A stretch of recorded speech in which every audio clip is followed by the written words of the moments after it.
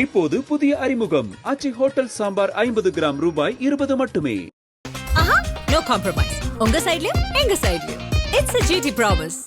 GT Holidays, South India's #1 travel brand. இந்த கிறிஸ்மஸை இன்னும் அழகாக்க Kanchipuram SM சில்க்ஸில் 60% வரை சிறப்பு தள்ளுபடி. அருகில் உள்ள ஷோரூமை இப்பவே விசிட் பண்ணுங்க. ஜனநாயகன். ஆமா, இன்னைக்கு எல்லாரோட பேச்சுமே ஜனநாயகனை சுற்றி தான் இருக்கு. அந்த படத்தோட ரிலீஸ் தேதி தள்ளி போயிருக்கு. அதுக்கான காரணங்கள் அந்த சென்சார் சர்டிஃபிகேட் தருவதில் இஷ்யூ, கோர்ட் வந்து கேஸை வந்து நாளான்னைக்கு தள்ளி வச்சிருக்காங்க. இதை சுற்றி என்ன நடந்துட்டு இருக்கு? நீ பாதிக்கப்பட்டது நீங்க இல்ல, ப்ரொடியூசர். அந்த ப்ரொடியூசர் அங்க சொல்றாரு 500 கோடி நான் இன்வெஸ்ட் பண்ணியிருக்காங்க. அது ஒரு பிசினஸ். அந்த 500 கோடி இழப்பின யார் அது தலையில எடுத்துக்கிறது? அது குறித்த நேரத்தில் வர வேணாவா? அப்ப நீங்க இதுல எந்த இடத்துலயுமே விஜய் வந்துட்டு தனக்குரிய பங்கையோ பொறுப்பையோ கடமையோ துணிவையோ காட்டல. நீங்க ரிலீஸ் டேட் அனௌன்ஸ் பண்ணிட்டீங்கன்றதுக்காக நாங்க சர்டிபிகேட் கொடுக்கணும்னு நிர்பந்திக்க முடியாது. நீங்க ஏன் ரிலீஸ் டேட் அனௌன்ஸ் பண்ணீங்கன்னு கேக்குறாங்க. எவ்வளவு நேரம் படம் ஓடுது? 3 மணி நேரம் 5 நிமிஷம் ஏதோ சொல்றாங்க. அதுக்கு உனக்கு எத்தனை நாளைக்கு வேணும் உனக்கு பாக்குறதுக்கு? அது யாரு? Central board of film censor, CBFC. அது யாரு கீழே இறங்குது, இயங்குது? மத்திய அரசு கீழே. அப்புறம் அது வந்துட்டு நீ சுட்டி காட்டுறத விட உனக்கு வந்துட்டு நான் இடல அப்படின்னோம்னா என்ன அர்த்தம்? இது கரூருக்கு பின்னு எடுத்துக்கலாமா சார்? அதுக்கு முன்னாடி கூட சில விஷயங்கள் பேசிக்கிட்டு இருந்தாங்க. அதுக்கப்புறம் சுத்தமா பிஜேபி பாஜகன்ற அந்த வார்த்தையே வரவே இல்லை. அதேதான். நீங்க தப்பிக்கிறதுக்கு அவங்ககிட்ட அடைக்கலம் போனீங்க. அடைக்கலம் கொடுத்து இப்ப உன்னை காப்பாத்தணும்னா அவன் அதுக்கு ஒரு விலை கேட்கறான். உன்னால கொடுக்க முடியுமா? விலை என்ன தெரியுமா? நீ என் கூட்டணிக்கு வந்துரு. நேர வெளியில வந்துட்டு பிரச நாளை கூப்பிடுறேன். இதுல நடக்கிறது அனைத்து அநியாயம் அரசியல். இந்திய ஒன்றிய அரசு எங்களை வந்துட்டு அழுத்த பாக்குது, அந்த படத்தின் மூலமா அழுத்த பாக்குது. நான் சொல்றேன் நேரடியா வாங்கன்றேன். அப்படின்னம்னா அடுத்த 1 மணி நேரத்துல சென்சார் ரிலீஸ் பண்ணுவோம். துணிஞ்சவனுக்கு தான் சார் இடம் அரசியல்ல. ஓடி ஒதுங்குறவனுக்கு எல்லாம் கிடையாது. சொல்றேன், விஜய்க்கு தான் நான் சொல்றேன். இன்னைக்குமே தாவேக்கா நண்பர்களும் சரி, சமூக வலைதளங்கள்ல அவங்களுக்கு ஆதரவா இருக்கவங்களும் சரி, இந்த சர்டிபிகேட் இஷ்யூக்குமே திமுக தான் காரணம்ன்ற மாதிரி பேசுறதெல்லாம் எப்படி பார்க்கணும்? இந்தியாவுடைய சீஃப் மினிஸ்டரா எங்க தளபதி ஆவாருன்றாங்களா, அந்த அறிவு தான். அதை ஒன்னும் பெருசா எடுத்துக்கிற லெவலுக்கு ஒன்னும் இல்லைன்றீங்களா சார்? நான் என்ன சொல்ல வரேன்னா, விஜய்க்கே கதை சொல்லி மாளல, விஜயனுடைய ரசிகனுக்கு எங்க சொல்லி மாள்றேன். திரைத்துறையினர் வரல, தாவேக்காவினர் பேசுறதுன்றதெல்லாம் தாண்டி காங்கிரஸ் வராங்க. இப்போ இன்னைக்கு காங்கிரஸ்ல இருந்து முக்கிய தலைவர் பேசுறாங்க. இந்த ஜனநாயகன் சர்டிபிகேட் ஏன் கொடுக்கல? இது வந்து மோடி அரசாங்கம் பண்றக்கூடிய ஒரு அடக்குமுறை. மோடி எதிர்க்கிறாங்க. ஓகே, சோ அப்ப அந்த காங்கிரஸ் தலைவர்களோட இந்த நிலைப்பாடுன்றது இந்த கருத்து சுதந்திரம், மோடி எதிர்ப்பு மட்டும்தான் எடுத்துக்கணுமே ஒழிய இதுல கூட்டணி கணக்கில் எதுவுமே இல்லைன்னு நினைக்கிறேன். கூட்டணி கணக்கெல்லாம் சார், இவரோட கூட்டணி போய் அவங்க உருப்படுவாங்களா சார்?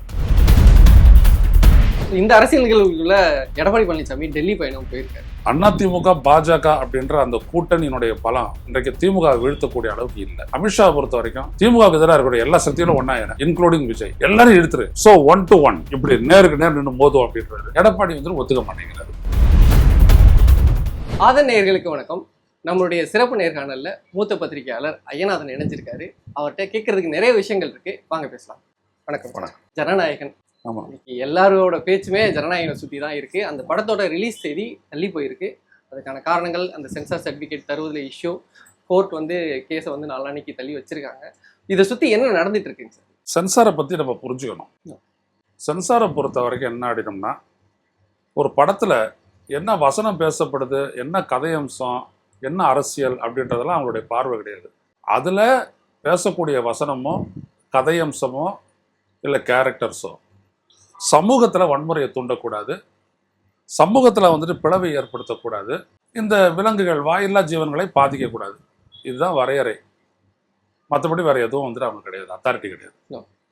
ஸோ அவங்க ரிலீஸ் பண்ணி கையில் கொடுத்துரும். அப்படி கொடுக்கும்போது அதில் மிகுதியாக ஒரு வேளை அதில் தவிர்க்க முடியாததுனால அந்த வன்முறை இருக்குது அப்படின்னோம்னா அப்போ வந்துட்டு அதை அடல்ட்ஸ் கொடுக்கலாம். இல்லை எக்ஸ்பிளிசிட்டாக இருக்கக்கூடிய வெளிப்படையாக காட்டக்கூடிய காட்சிகள் இருந்தது அப்படின்னோம்னா குழந்தைகளுக்கு கிடையாதுன்னு கொடுத்துடலாம். இல்லை யூனிவர்சல் ஆடியன்ஸ் கொடுத்துடலாம். இப்படி ஒரு வகைப்படுத்தி சான்றிதழ் கொடுக்க வேண்டியதானே தவிர வேற எந்த காரணத்துக்காகவும் ஒரு திரைப்படத்தை முடக்கக்கூடிய அதிகாரம் தணிக்கை வாரியத்திடம் இல்லவே இல்லை. அப்படி செய்யறாங்க அப்படின்னோம்னா அதுல அரசியல் தலையீடு இருக்கிறது என்று பொருள். இதை நீதிமன்றத்தில் போயிட்டு அதுக்கு நீதிபதியே கேட்குறாங்க, 26ஆம் தேதியே நீங்க முடிவு பண்ண விஷயத்தை ஏன் 6 நாளுக்கு அப்புறம் அவங்ககிட்ட சொல்றீங்க? அன்னைக்கே சொல்லிட்டு இருக்கலாமே நீங்க அப்படின்றாங்க. அப்ப அரசியல் தெரியுதா? அப்ப இதை புரிஞ்சுக்கிட்டு அப்பவே அடிக்கணும் இல்லையா விஜய்? தாவேக்கா நீ பாதிக்கப்பட்டது நீங்க இல்ல, ப்ரொடியூசர். அந்த ப்ரொடியூசர் அங்க சொல்றாரு 500 கோடி நான் இன்வெஸ்ட் பண்ணியிருக்கேன் அப்படின்ட்டு. அது ஒரு பிசினஸ். அந்த 500 கோடி இழப்பின யார் அது தலையில எடுத்துக்கிறது? அது குறித்த நேரத்தில் வர வேணாவா? அவர் வட்டி கட்ட வேணாவா? சும்மா எல்லாமே தூக்கி அப்படின்னா புடக்கடையில் இருக்கிற பணத்தை வச்சா பிச்சுக்கிட்டு வந்து அவங்க பண்ணாங்க, வாங்கித்தானே பண்ணாங்க. அப்போ இதுக்கெல்லாம் பதில் சொல்லணும்ல. அப்போ நீங்கள் இதில் எந்த இடத்துலையுமே விஜய் வந்துட்டு தனக்குரிய பங்கையோ பொறுப்பையோ கடமையோ துணிவையோ காட்டல. ஏன் விஜய் பேசலன்னு நினைக்கிறீங்க? இல்லை, அதுதான் அவரை பொறுத்த வரைக்கும் பார்த்தீங்க அப்படின்னம்னா எல்லா இடத்துலையுமே வந்துட்டு அவர் எப்படி இருக்கிறார் அப்படின்னம்னா தப்பிச்சுக்கிட்டு போகிற ஒரு மனநிலையில தான் அவர் இருக்கிறாரே தவிர அதை எடுக்கணும், அதை எதிர்கொள்ளணும் அப்படின்ற ஒரு மனநிலையே அவர்கிட்ட இல்லை. அது கரூரா இருக்கட்டும், இல்லை இப்போ பாஜகவை எதிர்க்கிறதா இருக்கட்டும், இல்லை எதுலையுமே பார்த்தீங்கன்னா அவர்கிட்ட வந்துட்டு அப்படி ஒரு எண்ணமே இல்லை, அப்படி ஒரு வெளிப்பாடே இல்லை, துணிவையே காட்ட மாட்டேங்கிறாரு. இப்போ இந்த இடத்துல நீங்கள் எடுத்துக்கங்க, என்ன காரணம்னு கேட்கும்போது அவங்க சொல்றாங்க, இந்த மாதிரி ஒரு இந்திய ஒன்றிய அரசனுடைய ஒரு படை, ஒரு காவல் படையினுடைய அந்த இன்சிக்னியாவை அப்படியே பயன்படுத்தி இருக்கிறாங்க. கூடாதுன்னு சொல்லு, எடுத்துட போறாங்க, மாஸ்க் பண்ண போறாங்க. எடுத்த உடனே ஒரு டிக்ளரேஷன் போடுறோம்ல, இது யாரையும் குறிப்பிட்ட சொல்லுவானா அல்ல. அப்படிலாம் ஒரு டிக்ளரேஷன் கொடுத்ததால படத்தையே போய் எடுக்கிறாங்க. அனிமலை துன்புறுத்தவில்லை, குடி சிகரெட்டு இதெல்லாம் பண்ணீங்கன்னா குடும்பத்துக்கு கேடு, எல்லாத்தையும் தான் போட்டு தானே பண்றாங்க. அதை மட்டும் எடுக்க சொல்லிட்டு நீ சர்டிஃபிகேட் கொடுத்துட வேண்டியது. அப்புறம் அதையும் தாண்டி வேற என்ன பிரச்சனை உடனே ரகசியம் ஒரு கவர்ல போட்டு கொடுக்குறான். யாரு? சென்சார் போர்டு வக்கீல் ஒரு கவர்ல போட்டு காரணத்தை கொடுக்குறான் ரகசியமா. இன்னைக்கு வரைக்கும் யாரு அதுக்கு மாற்று கருத்து தெரிவிச்சாங்கன்றத சொல்லல. இல்லைங்க, அப்படி சொல்றதுக்கு உங்ககிட்ட என்ன இருக்குது? அதுனா தேச ரகசியத்தை வெளிப்படுத்துற படமா அது? அது ஒரு படம், அது ஏற்கனவே ஒரு தெலுங்கு படத்தை காப்பி அடிச்சது எல்லாமே இருக்குது. அதெல்லாம் டிஸ்பியூட்லாம் கிடையாது, உனக்கு அதெல்லாம் கிடையாது. படம் வந்துச்சு, நீ ரகசியமா கொடுக்குறான். போஃபோர்ஸ் பீரங்கி பேர ஊழல்ல வந்துட்டு, போஃபோர்ஸ் இல்ல, இந்த ரஃபால், அதுல ஏன்டா 1000 கோடி விமானத்துக்கு சேர்த்து கொடுத்தா அப்படின்னா அது தேச ரகசியம் அப்படின்னாங்க அந்த நிர்மலா சீதாராமன். அதே வந்து நீதிமன்றத்தில் கேட்டவுடனே இதுக்குள்ள இருக்குது காரணம்னு கவரை கொடுத்தான். இதெல்லாம் வந்துட்டு மோடி அரசு செய்துன்றதுக்கு அத்தாரிட்டி. அதாவது ஒரு வழக்கை வெளிப்படையா விசாரிக்கணுமா இல்லை ரகசியமா விசாரிக்கணுமா அப்படின்றது நீதிமன்றம் முடிவு செய்ய வேண்டிய உடைய. அது ஒரு தனி மனிதனுடைய வாழ்க்கை, அந்தரங்கம், இதெல்லாம் சம்மந்தப்பட்டிருக்கு அப்படின்னோம்னா இன் கேமரா ப்ரொசீடிங்ஸ் அவங்க தனியாக பண்ணுவாங்க. ஸோ நீதிமன்றத்துக்கு எல்லாம் தெரியும். நீ என்ன ரகசியமா கொடுக்குற ஒரு கவரு? சென்சார் போர்டு என்ன சொல்றாங்கன்னா, சார் இது நீங்க 500 கோடின்னு சொல்லுங்க, எவ்வளவு வேணாலும் சொல்லுங்க, எங்களுக்கு அது 1 கோடியோ 500 கோடியோ அது எங்களுக்கு தெரியாது, எங்களுக்கு அது ஒரு படம், அந்த படத்தை நாங்க சென்சார் பண்ணி கொடுக்குறோம். நீங்க ரிலீஸ் டேட் அனௌன்ஸ் பண்ணிட்டீங்கன்றதுக்காக நாங்க சர்டிபிகேட் கொடுக்கணும்னு நிர்பந்திக்க முடியாது. நீங்க ஏன் ரிலீஸ் டேட் அனௌன்ஸ் பண்ணீங்கன்னு கேக்குறாங்க. எவ்வளவு நேரம் படம் ஓடுது? 3 மணி நேரம் 5 நிமிஷம் ஏதோ சொல்றாங்க. அது உனக்கு எத்தனை நாளைக்கு வேணும்? உனக்கு பாக்குறதுக்கு எத்தனை நாளையா வேணும்? நான் விவசாயின்னு ஒரு படத்தில் நடிச்சேன். எவ்வளவு கட்டிங் தெரியுங்களா? 200 கட்டிங் கொடுத்தாங்க. கடைசியில் வந்துட்டு அது மேலே நம்ம அப்பீலுக்கு போகும்போது அப்போ கௌதமி வந்துட்டு இதில் இருந்தாங்க, பாஜக இருந்தாங்க. அவங்க தான் வந்துட்டு வந்தாங்க, சிறப்பு அதிகாரியாக வந்தாங்க. வந்தபோது என்ன சொன்னாங்க அப்படின்னம்னா, டயலாக்லாம் விட்டாங்க, அதெல்லாம் விட்டுருங்க நான் பார்த்துக்கிறேன். அந்த ஜட்ஜிக்கு மேலே வந்துட்டு அம்பேத்கருடைய படம் அதை எடுக்கணும். அம்பேத்கர் படம் அங்கே மோடி என்ன பண்ணா, கால் மேலே கால் போட்டுருக்கிற அம்பேத்கர் படத்தை திறக்கிறாரு. இங்கே என்ன சொல்லுது அவனுடைய சென்சாரு? அம்பேத்கர் படத்தை எடுந்துச்சு. என் டைரக்டர் அவர் கேட்டார், ருத்ரன் கேட்டார், தோழர் ருத்ரன் கேட்டார், என்னம்மா அங்கே வந்துட்டு இந்த மாதிரி எல்லாம் சொல்கிறாரு, அவர் படத்தை வச்சு பெருமைப்படுத்துகிறாரு, நீங்கள் இந்த மாதிரி சொல்கிறீங்கன்னா, டைரக்டர் புரிஞ்சுக்கங்க, எனக்கு கூட உங்கள் படம் பிடிச்சிருக்கு, ஆனால் நான் பிஜேபி ஆள், அவங்க என்ன சொன்னாங்களோ அதான் செய்கிறேன் அப்படின்னு சொன்னாங்க. ஹானஸ்ட் அவங்க சொல்லிட்டாங்க. இப்போ என்ன பண்ண முடியும்? படத்தை ரிலீஸ் பண்ண எங்க கை வைக்கிறாங்க பார்த்தீங்களா? நான் கேட்குறேன், எங்களுக்கு எதுவுமே இல்லை, 3 மணி நேரத்தில் நீ சொல்லிட்டு போ சார். அப்ப ஏதோ ஒரு மோட்டிவ் இருக்குன்னு எல்லாருக்குமே தெரியுது. அதே விஜய் சார்ந்து இருக்கவங்களோ, விஜய்க்கு சப்போர்ட் பண்றவங்களோ யாருமே அதை யாரோ இருக்காங்க, இதுக்கு பின்னாடி ஏதோ இருக்கு அப்படின்னு ஏன் பூடகமாவே பேசிக்கிட்டு இருக்காங்க சார்? அதான் துணிவின்மை. விஜய் கட்சி ஆரம்பிக்கும் போது என்னை வந்துட்டு உங்களாட்ட ஊடகவியலாளர்கள்லாம் வந்து கேட்கும்போது, யூடியூப்ஸ் எல்லாம் கேட்கும்போது நான் சொன்னேன், என்ன வேணும் விஜய்க்கு அப்படின்னு. அரசியல்ல நீ கட்சி தொடங்குறியா, இறங்குறியா, குதிக்கிறியா, 2 தான் தேவை, துணிவு தெளிவு. ஒன்று துணிவு இருக்கணும், இன்னொன்று தெளிவு இருக்கணும். தெளிவு எந்த அளவுக்கு இருக்கணும்? தெளிவு வந்துட்டு கலைஞர் அளவுக்கு இருக்கணும். துணிவு எந்த அளவுக்கு இருக்கணும்? விஜயகாந்த் அளவுக்கு இருக்கணும். விஜய்க்கு தனம் தெரியும். அதனால தான் அவர் வந்துட்டு என்னால் எங்கள் பால் ஈர்க்கப்பட்டார், நானும் அவர் பால் ஈர்க்கப்பட்டவர் தான், இல்லைன்னு சொல்ல வரல. இதில் கூட வந்துட்டு உங்களுக்கு பிஜேபி வார்த்தை பிஜேபின்னு சொல்ல தெரியலன்னா உங்களுக்கு என்னத்துக்கு கட்சி நடத்துறீங்க நீங்க? அது யாரு? Central board of film censor, CBFC.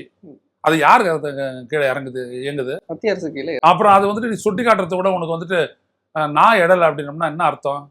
இது கரூருக்கு பின்னு எடுத்துக்கலாமா சார்? ஏன்னா அதுக்கு ஆமா. முன்னாடி கூட சில விஷயங்கள் பேசிக்கிட்டு இருந்தாரு. ஆமா, ஆமா. அதுக்கப்புறம் சுத்தமா பிஜேபி பாஜகன்ற அந்த வார்த்தையே வரவே இல்லையே. அதேதான் நீங்க தப்பிக்கிறதுக்கு அவங்ககிட்ட அடைக்கலம் போனீங்க. அடைக்கலம் கொடுத்து இப்போ உன்னை காப்பாற்றணும்னா அவன் அதுக்கு ஒரு விலை கேட்கறான். உன்னால கொடுக்க முடியுமா? விலை என்ன தெரியுமா? நீ என் கூட்டணிக்கு வந்துரு, முடிஞ்சு போச்சு. அது அவர் பாடு. மாட்டேன் அப்படின்றதா துணிக்கிறது. துணிவு இருந்ததுன்னா தான் இந்த பதிலாம் வந்திருக்குமே. ஏதோ வீடியோ வர்றதுக்கு வாய்ப்பு இருக்கா விஜய்கிட்ட இருந்து? அது தெரில. அதாவது இதுக்கெல்லாம் வீடியோலாம் வேணான்ற நான் நேராக வெளியில வந்துட்டு பிரச நாளைக்கு கூப்பிடுறேன் சொல்லிட்டு ஜனநாயகம் தொடர்பை மட்டும் பேச வந்திருக்க தோழர்களே, அதை மட்டும் கேளுங்க. அதை மட்டும் கேளுங்க. இதில் நடக்கிறது அனைத்து அநியாயம் அரசியல்.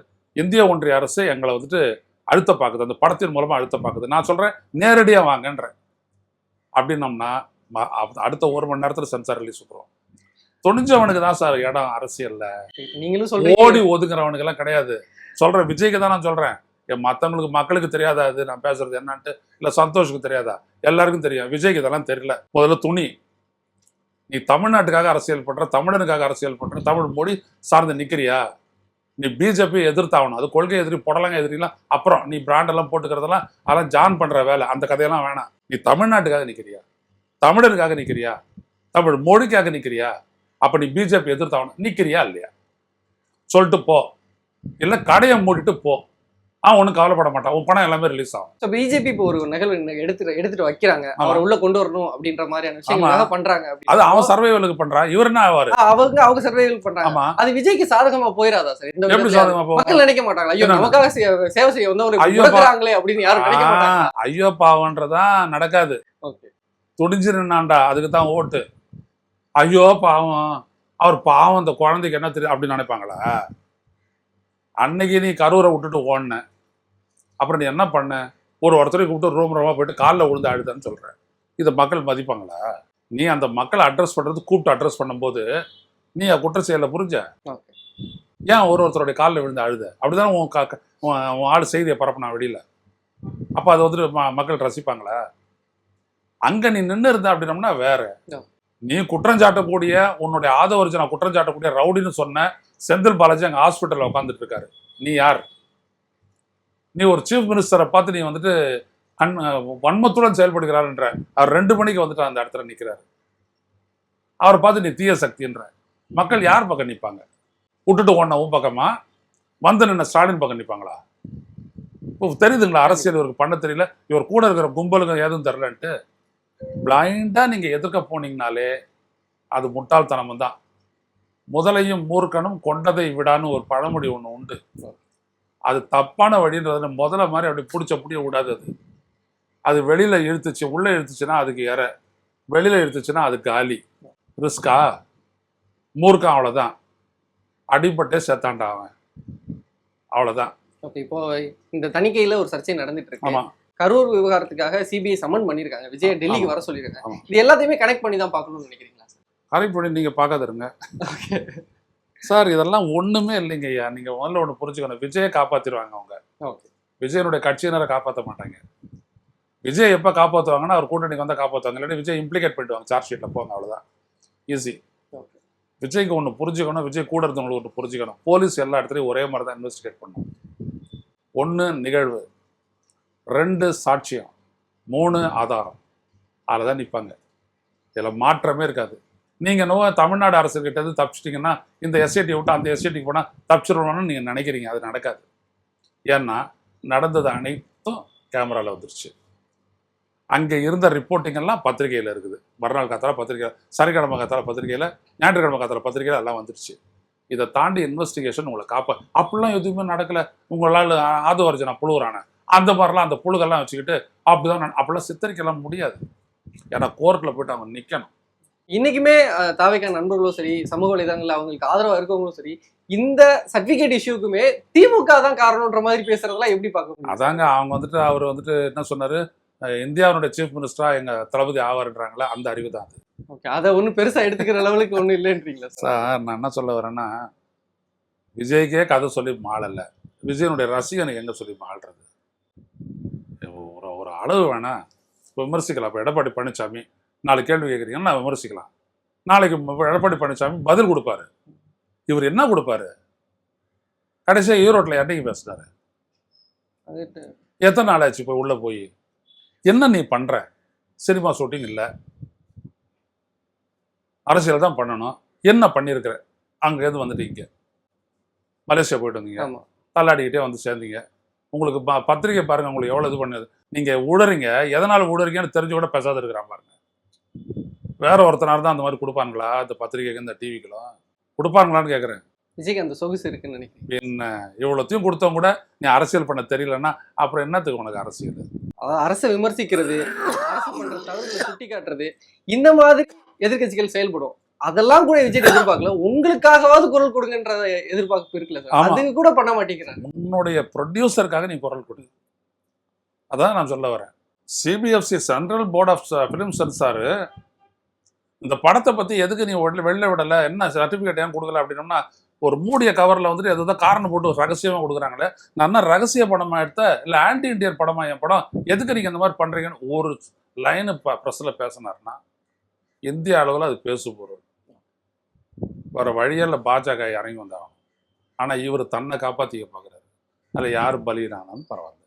இதுல இன்னொரு விஷயம் என்ன பேசுறாங்கன்னா, சினிமா துறையில வந்து ஒற்றுமையே இல்லை, விஜய்க்கு இது ஒண்ணு நடக்குது, ஒருத்தர் கூட குரல் கொடுக்கலையே அப்படின்னு சில பேர் பேசுறாங்க. துணிஞ்சவனுக்கு தான் சார் வருவாங்க. இப்போ ஒரு உதாரணம், என்ன 4 பேர் அடிக்கிறாங்க, நான் தடுத்து 2 பேரை நான் அடிக்கிறேன், 4 பேர் என்ன அடிக்கிறாங்க, நான் 2 பேரை நான் அடிக்கிறேன்னா பார்த்துட்டு இருக்கிறவன் 10 பேர்ல 2 பேர் உள்ள போந்துருவான்.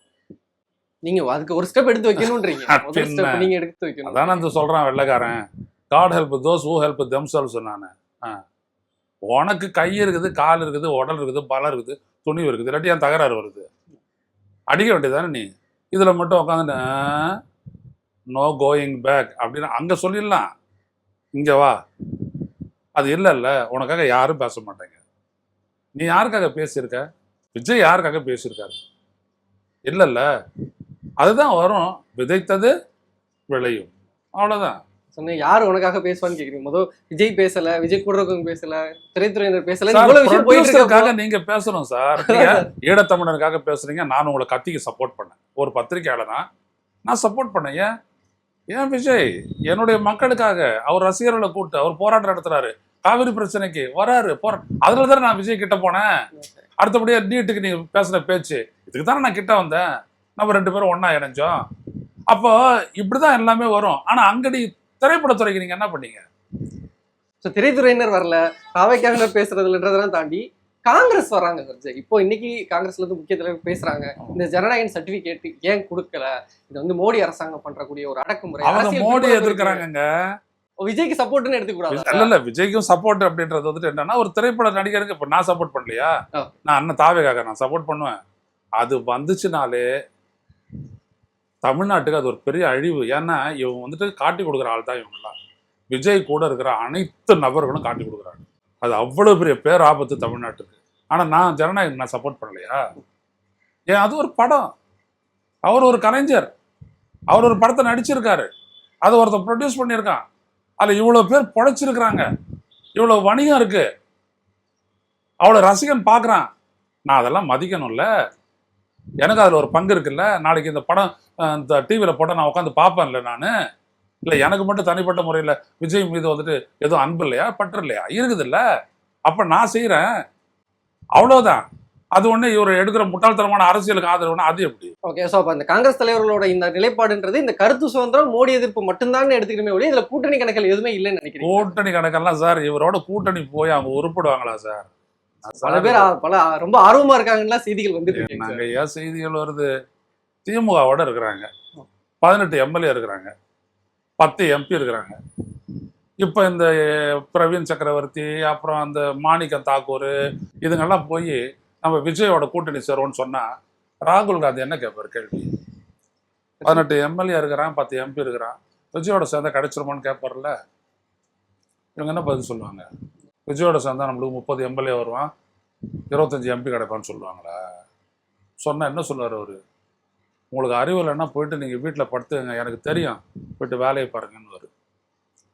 அகில இந்திய அளவிலான ஒரு கூட்டணிக்கு வலிமை சேர்த்தது திமுக, ஸ்டாலின்.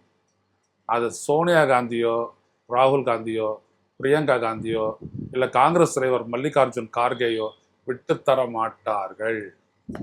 ஸோ இந்த சில விஷயங்கள் எல்லாமே கூட அந்த பார்கெனிங்காக நம்ம எடுத்துட்டு அப்படியே நகர்றதா ஒண்ணு. காங்கிரஸ்காரன்லயே சிலர்லாம் இருப்பானுங்க. அவங்களுக்கு என்ன அப்படின்னம்னா அவனுடைய ஆள் ஒரு 4 பேர் கேட்கறான்னு வச்சுக்கோங்களேன், சீட்டு 2 பேருக்காக கிடைக்கிறதுக்காக அவங்க ஒரு குரல் கொடுப்பான். நான் கேட்குறேன், இதே மாணிக்கம் தாக்கூர் தலைமையில் எத்தனை போராட்டம் வந்துட்டு தமிழ்நாட்டுக்காக காங்கிரஸ் கட்சி பண்ணியிருக்குது. இந்த சு வெங்கடேசன் மதுரையில் ஒரு எம்பி இருக்கிறார்ல, தமிழ்நாட்டிற்காக, தமிழருடைய நாகரிகத்திற்காக, தமிழ்நாட்டுடைய உரிமைக்காக ரயில்வே திட்டங்கள் கொண்டு வர எவ்வளோ பேசியிருக்கிறாரு. அதில் 10ல் 1 பங்கு எந்த காங்கிரஸ் எம்பியாவது பேசியிருக்கிறானா? நான் நேரடியாக சவால் விடுறேன். நான் உன்னை விட சின்ன கட்சியா மார்க்சிஸ்ட் கட்சி? இல்லை சுப்பராயன் பேசினாரு, எவ்வளோ பேசியிருக்காரு நாடாளுமன்றத்தில். அதுக்கு என்ன நீங்கள் யார் பேசுறது? எப்பயாவது ஒரு முறை இந்த செந்தில் ஒரு அடி பேசு, அவ்வளோதான். மற்றபடி நீங்களாம் என்ன பண்ணுறீங்க? ஸ்வெட்டர் போட்டுக்கிட்டு டைட்டாக உட்காந்துட்டு இருக்கிறீங்க ராகுல் காந்தி பின்னாடி. வேற என்ன பேசுறீங்க நீங்கள்? அதனால இந்த காங்கிரஸ் கட்சியில் இருக்கிறவனுக்கு வந்துட்டு வேலை சேர்த்து தந்துடுவார் ஸ்டாலின்.